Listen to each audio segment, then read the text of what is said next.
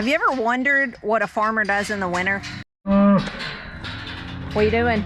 Trying to separate. One thing we do in the winter is we are working cows. So our spring calves we wean in the fall, late fall, and our fall calves we will wean in late spring. So that's what we're doing. The ones that were born in spring, early spring, we like for them to be 6 to 8 months old. They're getting weaned today.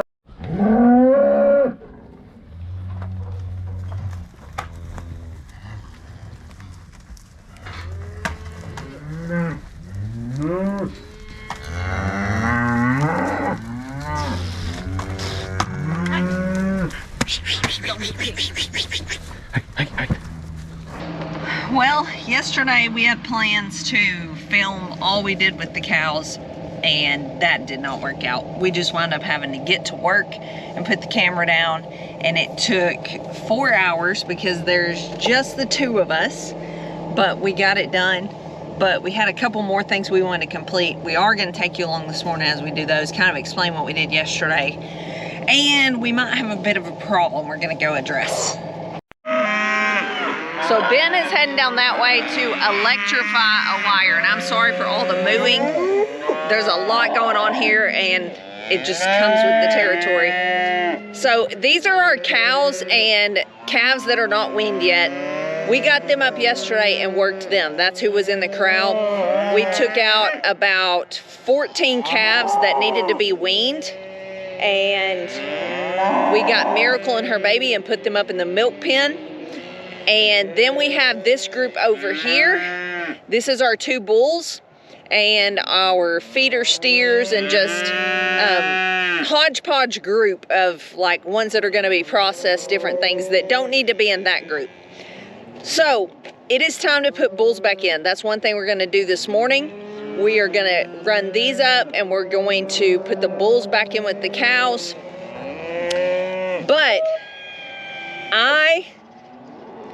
I love paper. I love writing my notes on paper, keeping my records on paper. Ben is more of a computer guy, and we go back and forth teasing each other about it.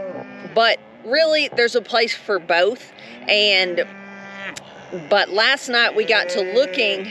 I took comprehensive notes yesterday of who we ran through the corral. So I'd have a exact list of what cows we have and what tag number they have at the moment, because sometimes they lose their tag and get a new tag, and I just wanted it, my eyes put on them and it written down. And got home, and we are going to do a little bit of selling of cows here on our farm.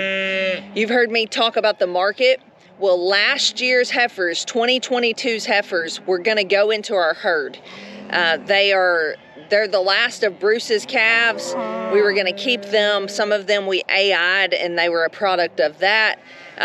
All half South Pole. We were going to keep all of those. There's 23 of them, and add to our herd. Well, you've heard me speak of the market. Well, we need a way to pay for the market, and we've considered, a farm loan, different things. But really, this day and time, we're just really leery of taking out a loan. And so we are going to basically liquefy some of our assets. We're gonna take the 2022 heifers that we were planning to keep and go ahead and sell them in the spring. So we're separating them out, because I hope you're all hanging with me, because the bulls are going back in with the cows today. It's time to put bulls back in. If you want a fall crop of calves next year, it's time to put your bulls in.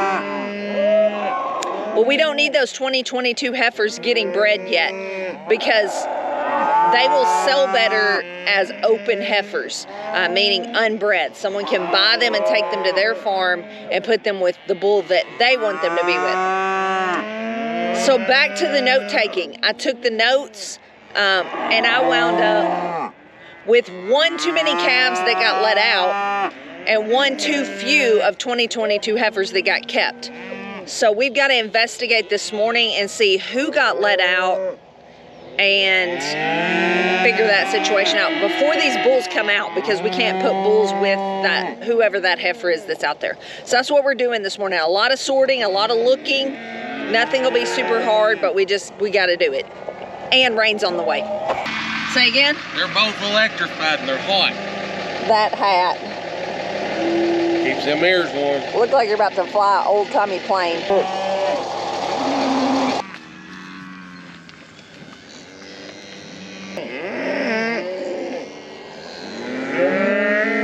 So a lot of the commotion is these cows have had their calves weaned, some of them. It's for their own good, but they're not happy about it. Plus, they're just following the truck because they like to eat. So now I have all 3 of my milk cows in milk, so I should be getting some milk now. Really excited about that because I'll have extra above what my customers want for the market, so people can just stop by and get a gallon of milk. I think that'll be pretty convenient for people. There's the calves, the newly weaned and the 22 heifers also. They're gonna spend the winter together.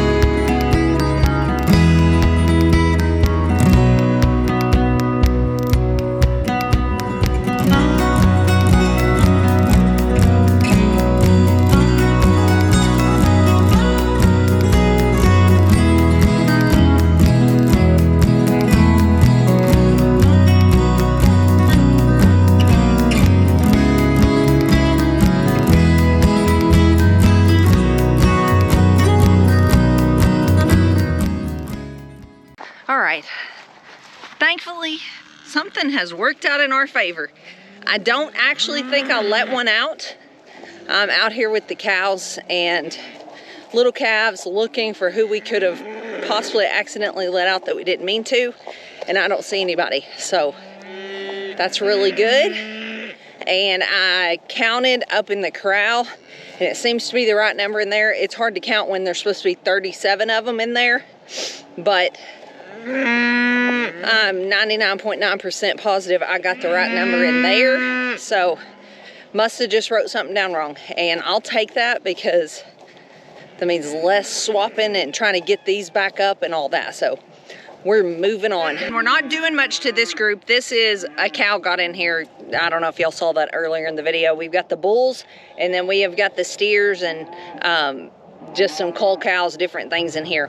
What we're doing is we just wormed the bulls. They're about to go out with the cows for a couple months, and we are actually going to trim the hair on their sheath.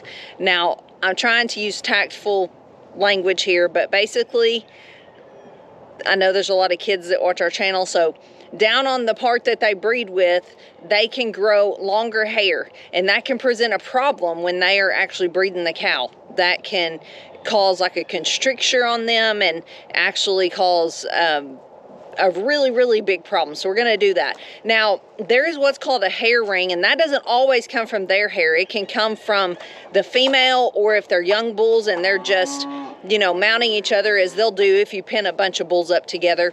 It can come from whatever they're mounting, and it can literally just make a hair ring, and it winds up basically cutting off circulation. And so it's not necessarily something you're just going to look and see. It's probably going to be up on the inside, on the part that they retract up in them. So try to be as tactful as I can, but that's what we're doing, is trimming their hair just to potentially avoid any future problems that we can.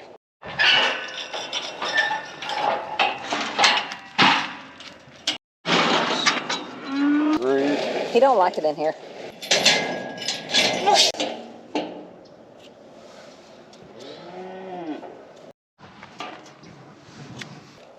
The brand new man, he got him a haircut.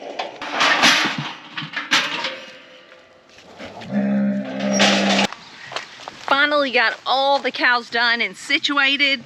Those calves are gonna stay in the corral for a bit, wind up feeding them and watering them in there. If you've just freshly weaned calves like that, You can probably still hear the bawling from here, but you want to put them in a secure place, because if not, we've just had too many times where we regretted it, and then they were either back with their moms, you got to get the whole herd back up, or we've had one travel probably 2 or 3 miles to get back to its mom. You just want them in a secure place where they get through those first 2 or 3 days at least, to figure out, hey, they're feeding me, they're watering me, I'm gonna be okay.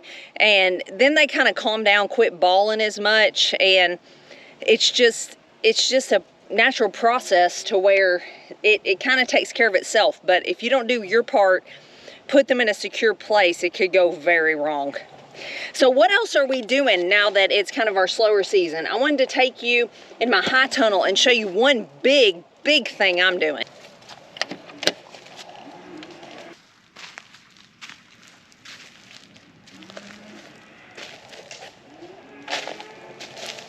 So I am growing flowers. I have got a lot of ranunculus.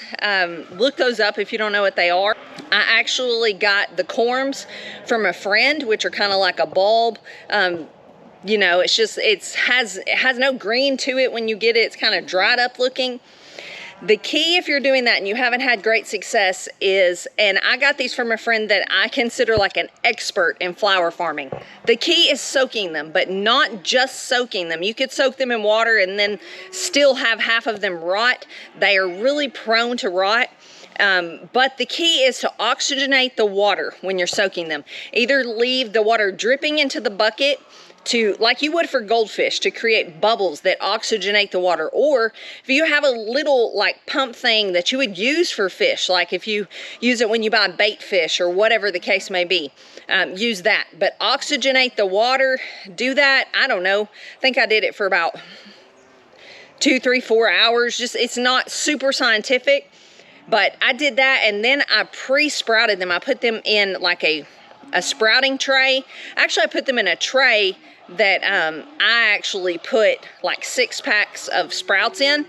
Put a thin layer of soil down, put the corms in there, and then covered them a little bit. I'd say I didn't cover them a whole lot with soil.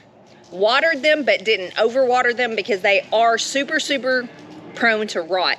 And then a few weeks went by, and I didn't have 100% success, because I found a few little, they almost like rot away to almost nothing, just a ball of like mush, and you're like, I think that was a corm.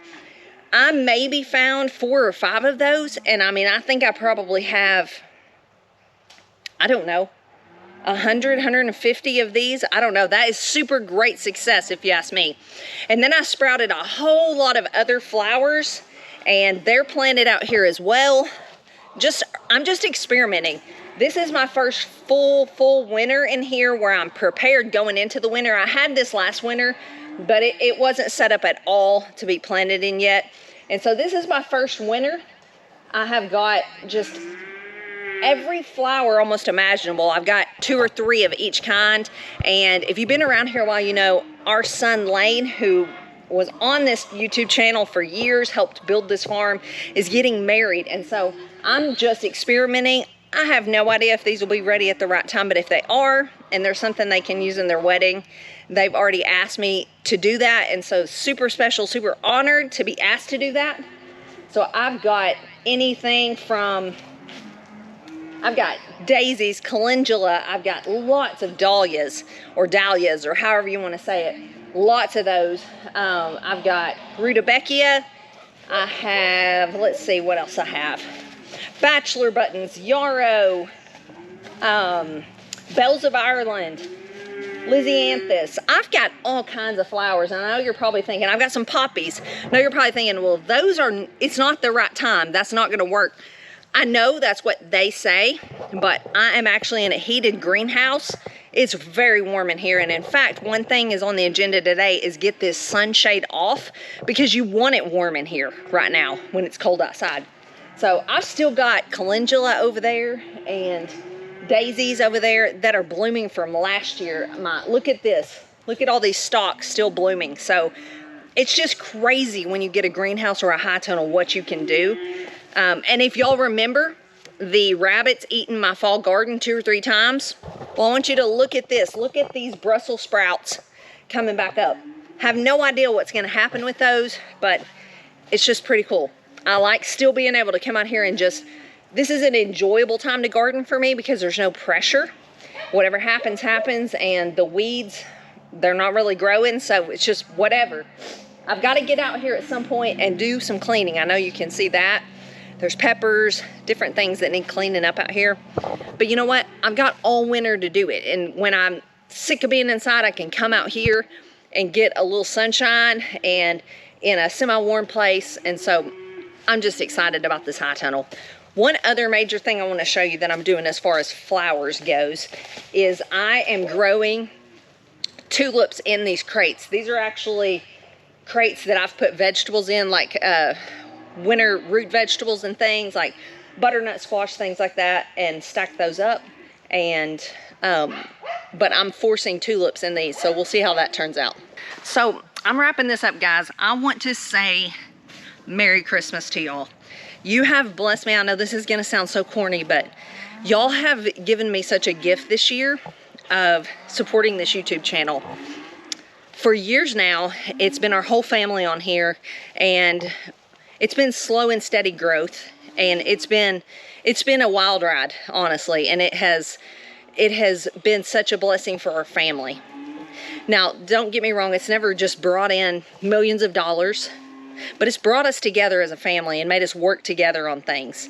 And it's just created things for us, opportunities to meet people that are invaluable.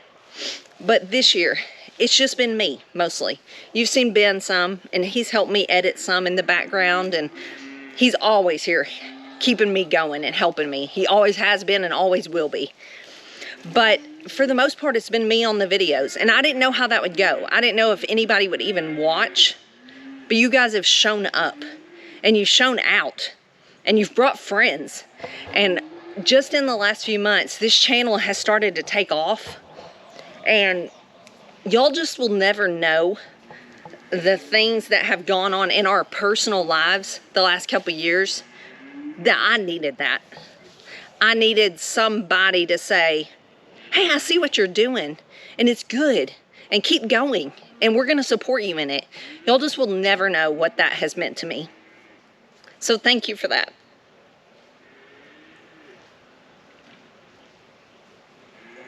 I just want to say Merry Christmas, and I just love and appreciate you more than you'll ever know. Thanks for watching, and God bless.